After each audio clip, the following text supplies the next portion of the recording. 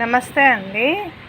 కడుపులో ఉబ్బరం, మనం తిన్నది అరెక్క, కడుపు ఉబ్బరంగా ఉన్నవాళ్ళు, బీపీ షుగర్ ఉన్నవాళ్ళు ఇది వాడండి.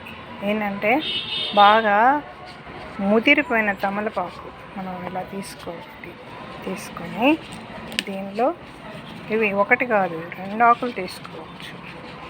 2 ముదురాకులు తీసుకోవాలండి, లేతవి కాదు. ఇవి శుభ్రంగా కడిగేసి దీనిలో యాలకి గింజ పొట్టు పెట్టుకొని భోజనం చేసిన తర్వాత నమిలి ఆ రసం నెమ్మదిగా మింగుతూ ఉంటే నోటి దుర్వాసన పోతుంది, అజీర్తి తగ్గుతుంది, ఆరోగ్యానికి మంచిది, మరి ముఖ్యంగా షుగర్కి చాలా మంచిది. అందుకని తప్పకుండా తమలపాకులు తీసుకోండి. ఇవి మా దొడ్లో ఆకులండి. ఇంకో చూడండి, నేను చూపిస్తాను. ఇదండి, ఒక యాలకి గింజ, యాలకి గింజ తీసుకొని ఈ పెద్ద తమలపాకులండి శుభ్రంగా కడిగి తీసుకొచ్చాను. ఇది మా దొడ్లోవి. ఈ కాడ తీసేయాలి, అంటే ఇది ఉండకూడదు, ఇది తీసేసేయాలి. తొడిమ ఇది తీసేసుకొని ఇలా తొడిమలు ఇలా తీసేయాలి.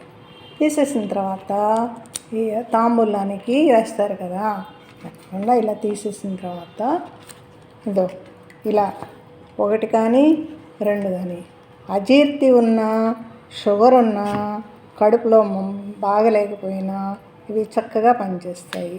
మీరు భోజన అనంతరం భోజనం చేసిన తరువాత 1 లేక 2 ఆకులు, అంటే రోజు మధ్యాహ్నంటప్పుడు కానీ రాత్రి పడుకోబోయేటప్పుడు కానీ ఎప్పుడైనా కానీ ఇలా పెట్టి రోజు నమలండి. నమిలి ఆ రసం మింగండి, ఒక యాలకి గింజ పెట్టుకొని. అప్పుడు షుగర్ కూడా రోజు రోజుకి తగ్గిపోతుంది. యాలకి గింజ వల్ల కూడా ఆరోగ్యానికి చాలా మంచిది.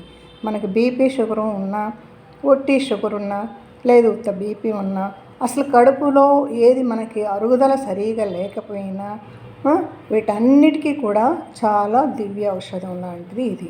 ఈ తమలపాకుల్లో 2 రకాలు ఉంటాయి. ఒకటేమో పెద్ద ఆకులు ఉంటాయి, ఒకటేమో చిన్న ఆకులు ఉంటాయి. ఈ పెద్ద ఆకులు కలది బాగా ఘాటుగా ఉంటుందండి. ఇది ఘాటుగా ఉంటుంది, ఇది బాగా పనిచేస్తుంది. 2 పనిచేస్తాయి. కానీ ఎప్పుడైనా తొడిమలు వాడరాదు. ఈ తొడిమలు తీసేసి ఇది వాడండి. పిల్లలకైతే కొంచెం రసం మెత్తగా వేసి నలిపేసి ఆకులు వెచ్చ చేసి ఆ రసం పిండి తాపించండి గిన్నెలతోటి, కొంచెం పాలలో కలిపి. ఆ బిడ్డలకి అరుగుదల లేకపోతే జీర్ణం బాగా అవుతుంది. రెండోది విరోచనానికి కూడా బాగా పనిచేస్తుంది. ఇది అరుగుదల అంటే అరిగినప్పుడు జీర్ణాశయం బాగా పనిచేస్తుంది. అప్పుడు మనకి విరోచనం కూడా సాఫీగా అవుతుంది. తప్పకుండా చేయండి. ఓకే.